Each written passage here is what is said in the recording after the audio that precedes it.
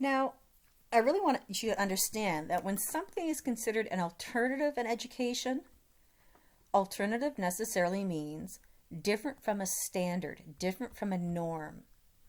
And whether it's just simply part of human nature, it's the way we're wired, whatever. Generally speaking, if something is different from a norm, it's considered less than.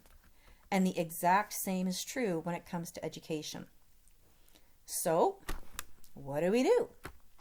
Well, there has been a push for progressive education, and that is simply different ways to optimize teaching, different ways to optimize learning and assessment in the face of the constraints that teachers in the standard education system are met with because it has become so bureaucratized.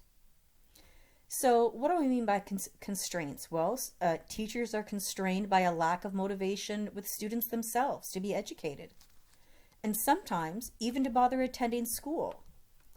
They're constrained in terms of not being able to hold students responsible for their own lack of effort or motivation.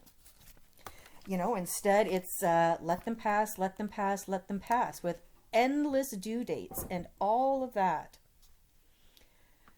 Constraints such as an almost total lack of ability to hold students responsible for their own behavior.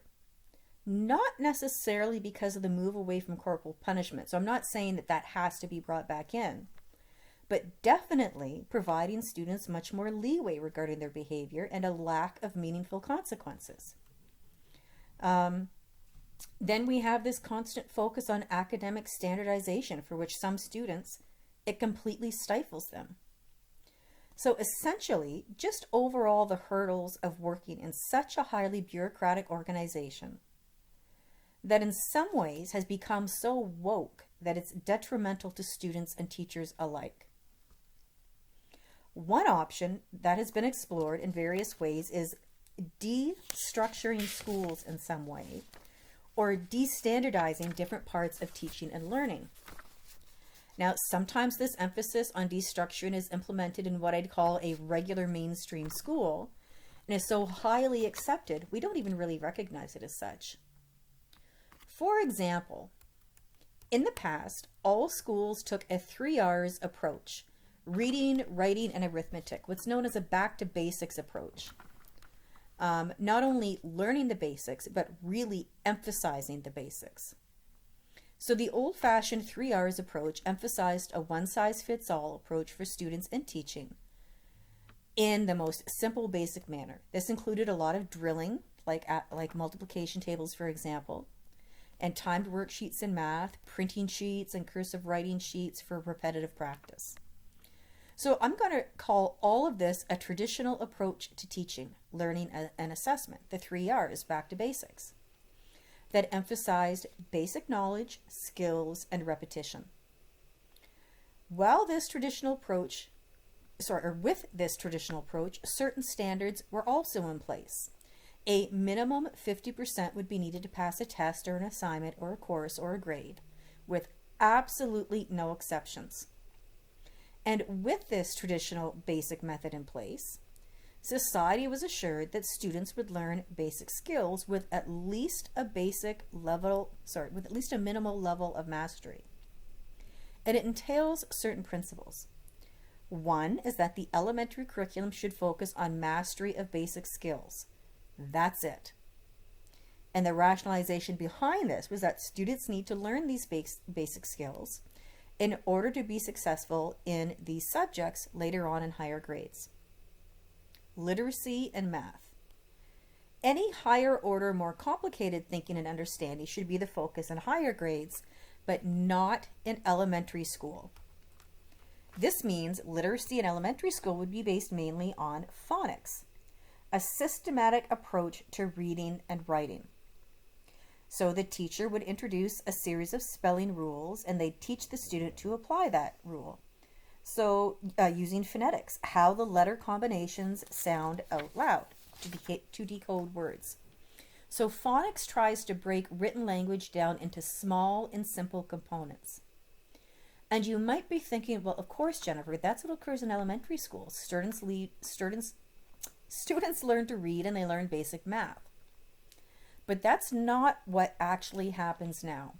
A traditional 3 R's approach using phonics means a whole lot of repetition, a whole lot of drilling, not specifically focusing on interesting reading materials or things like that. It's no, learn what you need to learn and trust that this is the best way for you to learn it.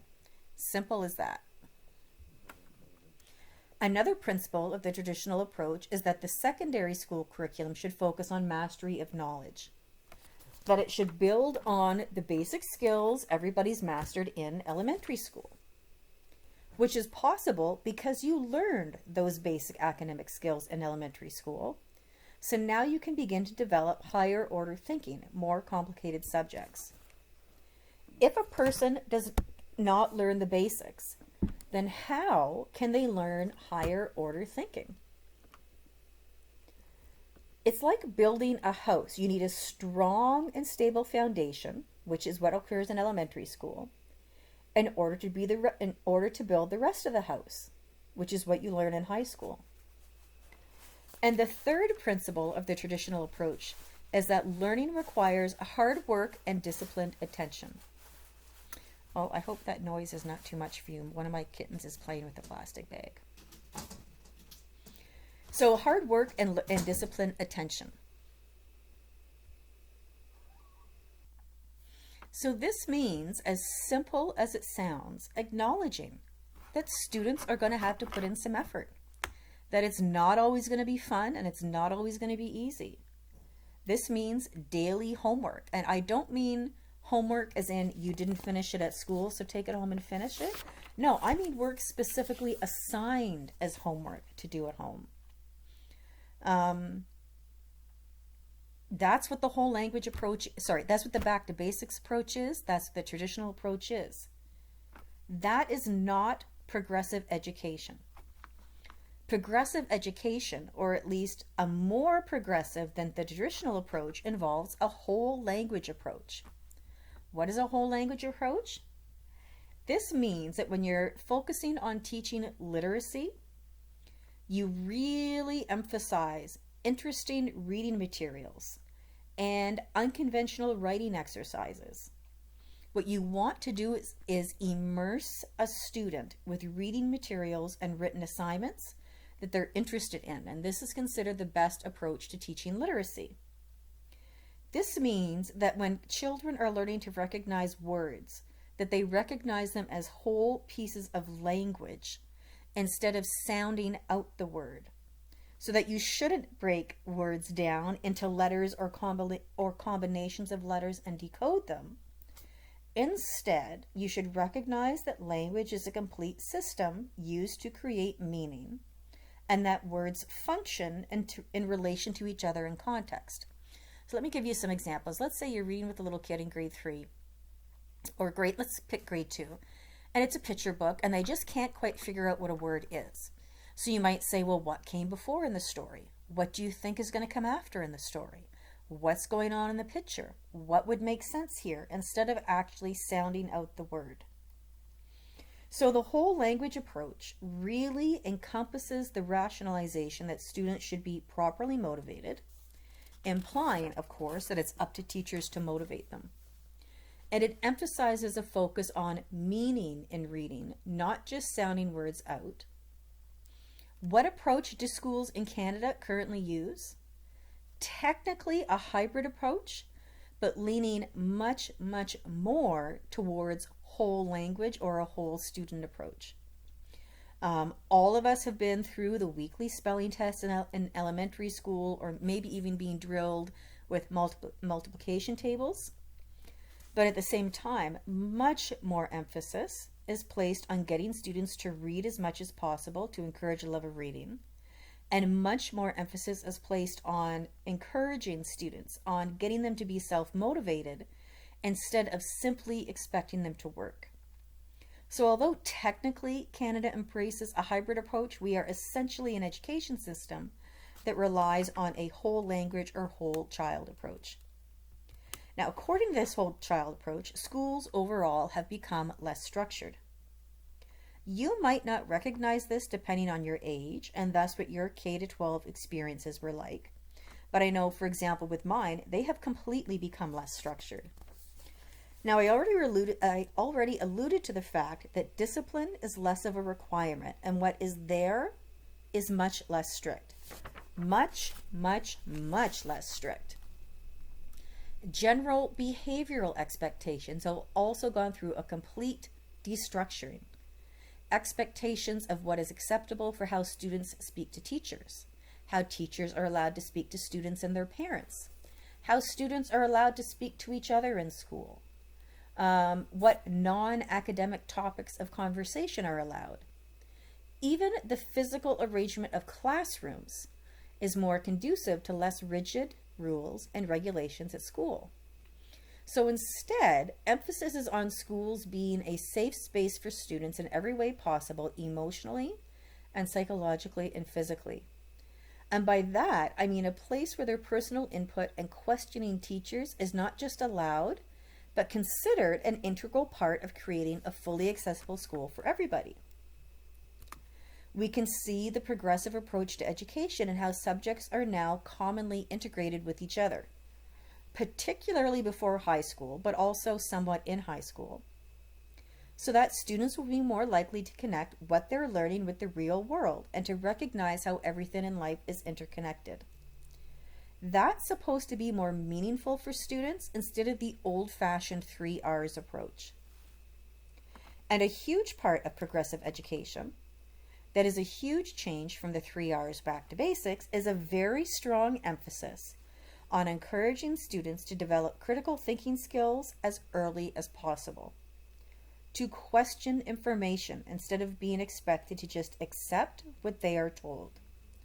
This is huge, really huge, a significant difference, which applies not only to the academic information presented to them, but also to how schools are run. Students are encouraged to be critical thinkers, to analyze why something is the way it is, to think of alternatives, and to openly present these alternatives.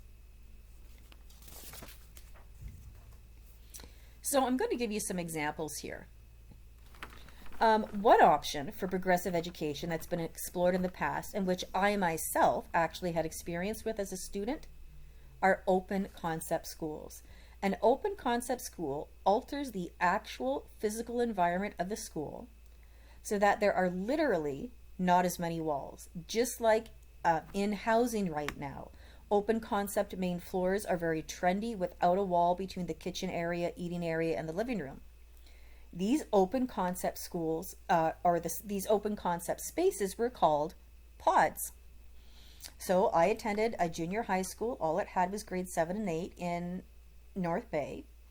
And this was at a time when pods were kind of in fashion.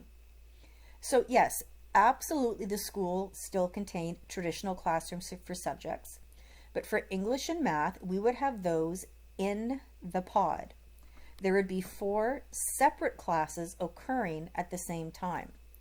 So the whole point of having these pods is not to have the classes interact. No, you're still doing your own thing, but you're in one great big space.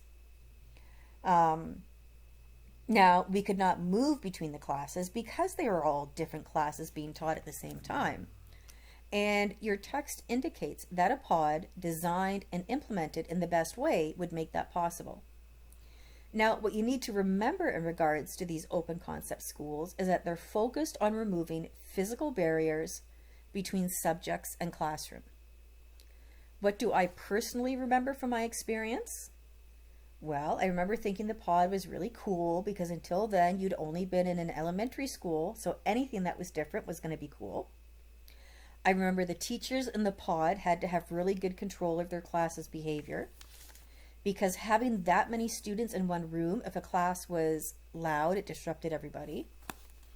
And I remember you had to put a little more effort into focusing in class, because of course you could see others and be more easily distracted, especially if something was being shown on a TV screen. At that time, we didn't have smart boards and all of that, but every once in a while your teacher would play a videotape. That would be really disruptive. So open concept schools with pods were considered one method of destructuring education. Another method that became extremely popular in the 70s were free schools. So what if we take this idea of open concept a bit further? Free schools refer to the idea of destructuring all aspects of education, everything, every bit of it. So this is also known as the free schools movement or alternative education movement, or the new schools movement. This really gained steam towards the end of the 60s into the 70s, although it didn't maintain momentum for very long. Free schools were all about personal autonomy, acknowledging every student in every way as an individual, which means several things. So I'm going to outline some free school principles and ideas, but keep in mind that every free school might not encompass all of these. So first of all, free schools were all about authentic learning, which means meaningful learning, which means not learning for learning's sake, but learning because it's relevant for a student in their own life. So note that there would be a great deal of difference then between students that would affect the learning of each one. Now, as I said, the free school movement really gained steam in the late 60s, early 70s.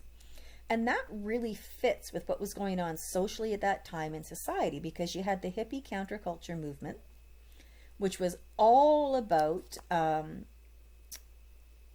de-escalating government control in people's lives. So the government not having as much control over your life and kind of destructuring the government a bit. Free schools are also all about personal self-motivation. So what this means is not being motivated by a teacher or some kind of authority figure telling you what to do, not being motivated by some kind of reward, but being internally motivated. Because if you have to rely on extrinsic rewards to motivate students, well then clearly that's not the best approach, and it won't be as effective or successful. Part of creating authentic learning and intrinsic motivation includes not having teachers evaluate students in a traditional manner. Yes, you heard me. No tests, no specific assignments. And there's two reasons for this. One, that having teachers in a position of higher authority than a student, in which they assess a student's work, creates an unhealthy power dynamic.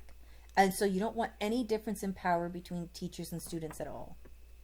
And every child learns best in their own way. So to have standard assessments would kind of fly in the face of that. Thus, it was common for free schools, at least in the 60s and 70s, not to follow a standard prescribed curriculum. Instead, students would decide when they wanted to learn, what they wanted to learn, and how they wanted to learn, and would spend every day pursuing their own interests.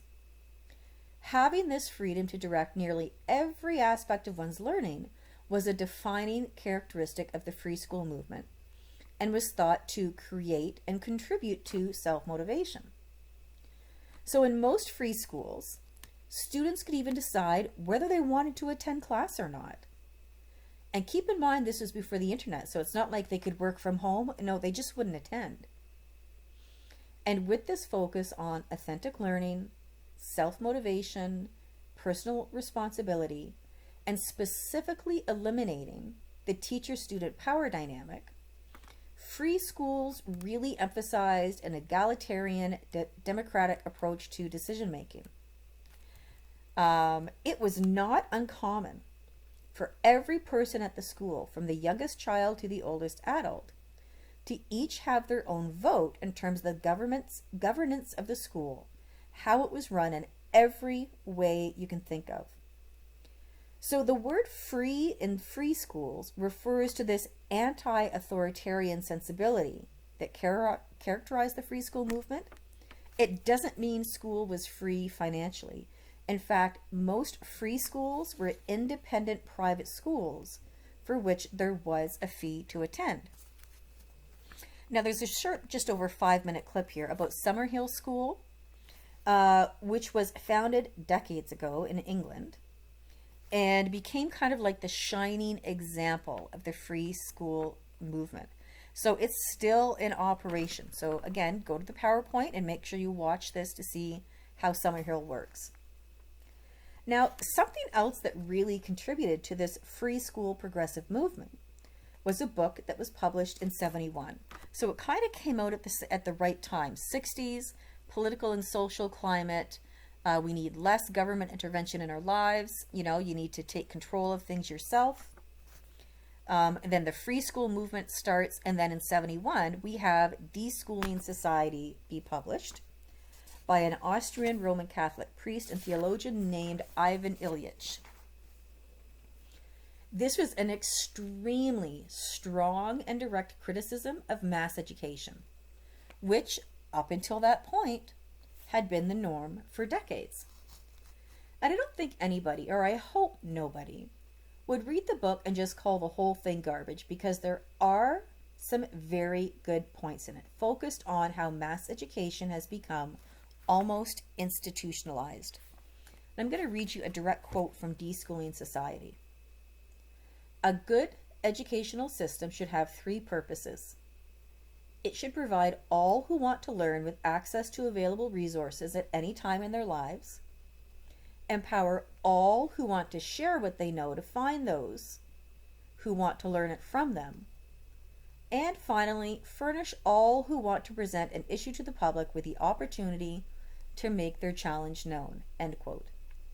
So what he did was distinguish between universal education and universal schooling, insisting that just because you've been through the schooling process doesn't mean you're necessarily educated. In other words, going through the school system doesn't mean you're well educated, which is something I think we can all agree on, at least in some ways. If somebody gets a good mark on a test, does that mean they are an intelligent or smart person? Not necessarily. If somebody gets a good mark on a test, does that mean they have a good understanding of the subject area? Not necessarily. And conversely, if somebody does poorly on a test, that should not be considered a true reflection of their intelligence or knowledge either. For many reasons. Test scores are in reality not the absolute gold standard for determining if a person is smart or not, if even they understand something or not. A test score is one snippet of one period of time on one day. And because of the list of things that can affect how a person feels and operates on one particular day that have nothing to do with their intellect can affect them, test scores are in reality not widely regarded as an accurate assessment of a person's general intellect or their knowledge of one particular subject matter, even though we as a society as a whole pay a lot of attention to them and seem to think they are. Which is why parents make such a big deal about their children getting good grades, and this is why so much of a fuss is made about standardized provincial testing, even though you don't need to be an educational expert to realize that test scores often do not reflect what they say they reflect. Some students simply do not perform very well in test situations altogether. Some are okay with multiple choice and true and false, while others have a difficult time with those. Same for written answers. You may have a really bright student who didn't sleep very well the night before, or they're having personal problems or family problems. Whatever it is means they are just not at the top of their game on test day. And it's well documented that lower income students often have more difficulty performing well on standardized tests. That for some lower income students as a whole, they simply do not do well in test situations. Yet, tests are still considered really important. In fact, provincial or state tests can even affect the value of real estate, which is why real estate agents might bring up the results of the most recent standardized testing for a neighborhood school when they're trying to sell a house. Now, Ontario didn't implement standardized testing until 1996. And as you know, for each of these provincial tests, you will get your results back, although it usually takes months to get them back. And sometimes schools and school boards make a fuss about the results, and sometimes they don't. And all of us are generally aware of the rationale used to justify the enormous expenditures necessary for provincial testing. But there's a lot of opposition to it as well, which Ivan Ilyich would have agreed with and likely would have included in deschooling society. Now, since most people are familiar with provincial testing here, I thought it'd be interesting to compare it to state testing in the US. Standardized tests are not all equivalent, whether it's between countries, between provinces, between states, what have you. For example, in the US, standardized test results are sometimes used to make decisions about holding students back or admitting them to certain schools or program, while in Ontario, the results do not contribute to your report card at all. In the US, standardized tests can directly affect teacher evaluations and teacher compensation in many states. Imagine being one of those teachers, and whether or not your contract is renewed is dependent, at least in part, on the standardized test results.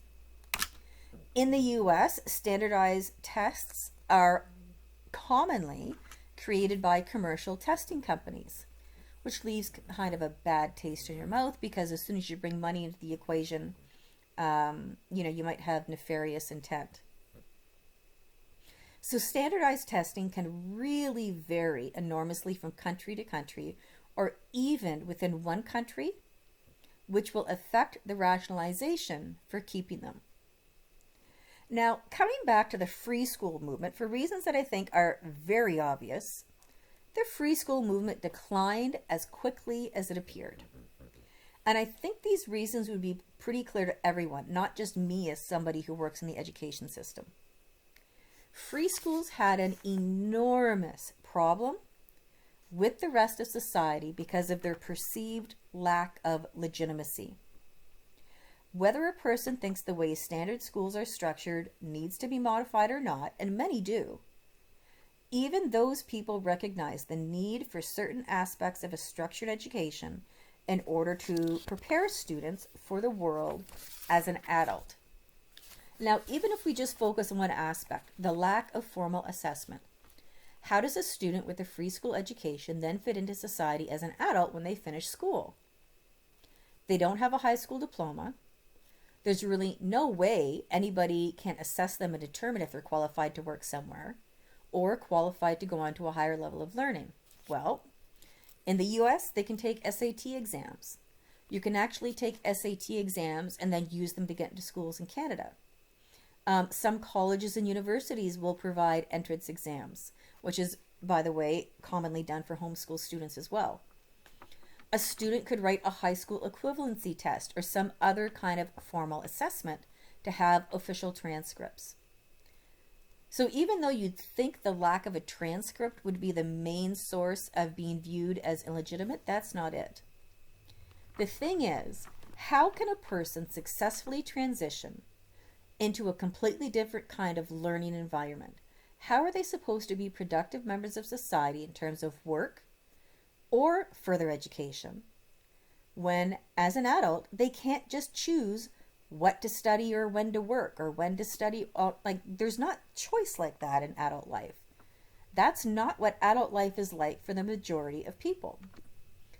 Now, I want to be clear here. The problem was not that students would finish school, wouldn't have a traditional typical transcript, because as I said, there's other options. So it isn't just a lack of traditional transcripts. It was that the entire structure of free schools was not perceived by wider society to have much legitimacy at all.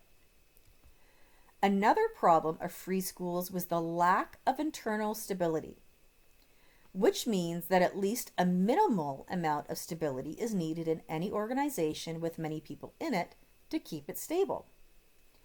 And since free schools were in part founded on being non-standard, on a total lack of differential authority or a power imbalance between anybody, eventually that could result in very real organizational problems.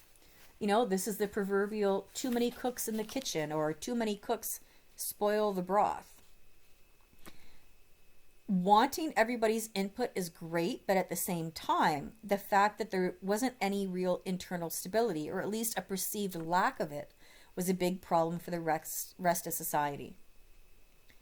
Your text refers specifically to Anne Swidler, who is an American sociologist, and work she did in the past studying and comparing two different free schools, which were high schools in the U.S. She published a book in 1980 called Organization Without Authority: Dilemmas of Social Control in Free Schools. And in the book she asked, what happens when teachers purposely give up the right to expect some measure of intellectual and social compliance from their students? Are these schools really chaotic? Do new types of organization emerge to replace traditional forms of authority? Is the educational process enhanced or destroyed? In other words, how can teachers run effective classrooms where students will learn what they need to learn or should learn if they have no authority at all? And essentially what Dr. Swidler concluded was that in the place of formal teacher authority, what the teachers did was cultivate a relationship with students in which students would look up to them. So the term your text uses is friendly persuasion. But this was not a lasting effect, and eventually the students, she said, just stopped cooperating with teachers. So in other words, instead of an authoritative relationship with students, teachers tried to develop and maintain a collegial relationship. You're not my student, necessarily implying I have a higher position than you. You're my colleague. We may even be friends. Just like in the movies or on TV shows when you see teachers trying to be the cool one that students like. But Swidler said this only seemed to have an effect for a limited period of time, and then when students stopped listening to teachers, they didn't know what to do. Now, there are a variety of alternative schools that have experienced varying degrees of success since the free school movement of the 70s. For example, most people are familiar with Montessori schools for younger children, all of which are based on the educational philosophy of Maria Montessori. This includes education that is based on self-directed activity, hands-on learning, and collaborative play. Although be warned, if you're looking at a Montessori school for your child, they are not tightly regulated regarding just how much of the Montessori method they follow. And there are also Montessori high schools, although they are not as common. There are non-graded schools, also known as continuous progress schools, in which students are not assigned letter or number grades and are not tested in the typical way we all think about it. Instead, they are assessed portfolio style. Students are not permitted to move to a higher level in a subject until they have demonstrated through their work that they're ready for it. So this means if somebody does well in a particular subject and they grasp it quickly, they can move on at a faster pace, and if somebody takes longer, they can take that time to really learn something. So what this does is eliminate the need for social promotion, promoting a student when they are technically not ready to do so academically speaking, but they're promoted to prohibit any social problems from evolving. It eliminates the need for holding somebody back a grade or pushing them forward to skip a grade.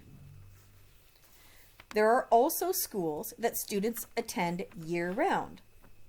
Instead of a 2-month chunk for summer vacation, that time is distributed more evenly throughout the year. So you still have the exact same number of vacation days, just not in that 2-month chunk in the summer.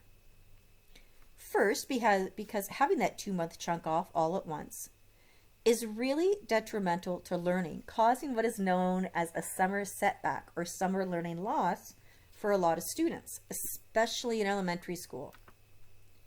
Second, because with a semester system, that means a student could go an entire year without having any experience with a particular subject for the next 10 to 12 months. And third, because in adult life, it's simply not typical to have 2 months off at a time. So spreading out school days and holidays more evenly is viewed as a more natural way to do things. And you know, the one and only reason our education system ever developed this way is because our economy was primarily agricultural and kids would be needed to help at home during prime farming season. But that changed decades ago, so why continue to keep the same format? Now, there continues to be a small segment of society that tries to offer various alternatives for education because they just don't believe the current system is doing a good job for a variety of reasons. They might believe the standard assessment methods used don't accurately reflect student intellect because they're too rigid, or that academic standards in public schools have slid so far downhill and expectations are so low that it's a disservice to students. Maybe they believe the curriculum is too restricted, that teaching methods are too antiquated, and that there's just too much focus on academics and not enough on being a truly well-rounded individual. Well, there's a whole bunch of reasons why some people are dissatisfied with the current education system, although not many are dissatisfied enough to try to do something about it. Those that are might be market reformers, also known as choice reformers, meaning that they believe schools should be subject to the same expectations and forces as any market or service.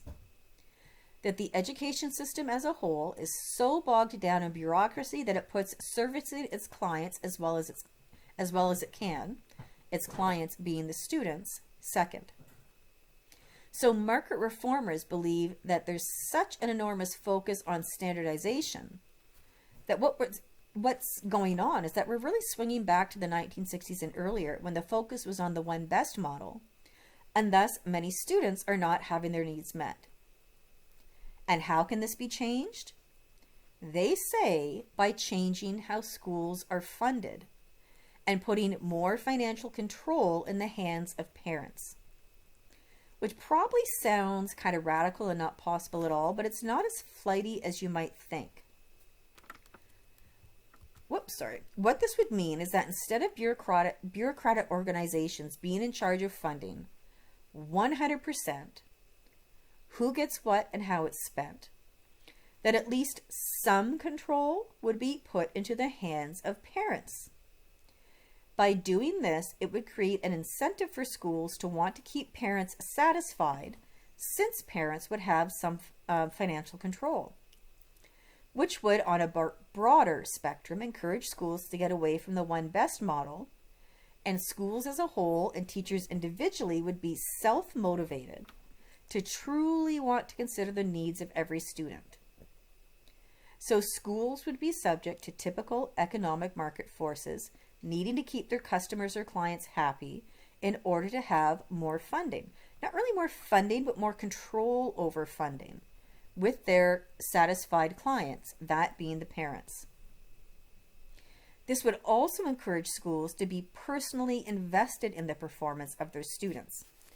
So it isn't that schools don't care, but if the academic performance of their students was tied to keeping parents satisfied because of the link to funding, well, that's going to create more motivation for teachers and the school as a whole. At the same time, you have to wonder, is it right in the most basic sense to view students and their parents as clients? When you have a client, just using that term implies on some level keeping a person satisfied. Not necessarily dancing around happy, but at least satisfied. Is that really the job of a teacher to keep their students satisfied or happy? Or the job of a principal or anybody else at school? No, the job of a teacher is to educate you to the best of their ability, which is not a guarantee that a student or their parent will be satisfied. So what this class has tried to do is present to you the more subtle ways in which teaching and learning and assessment have changed over the years Because change takes place in the education system so slowly, almost painfully slowly most of the time, you get used to the way things are. You think, well, that's not something different. It's always been like that. Well, yeah, it's always been like that during your educational experience, but that doesn't mean it's always been like that. It's just for the years you were in school. So it really is valuable to kind of see where our ideas about all of this have come from, as well as ideas and possible steps some people suggest in order to shake things up and change them.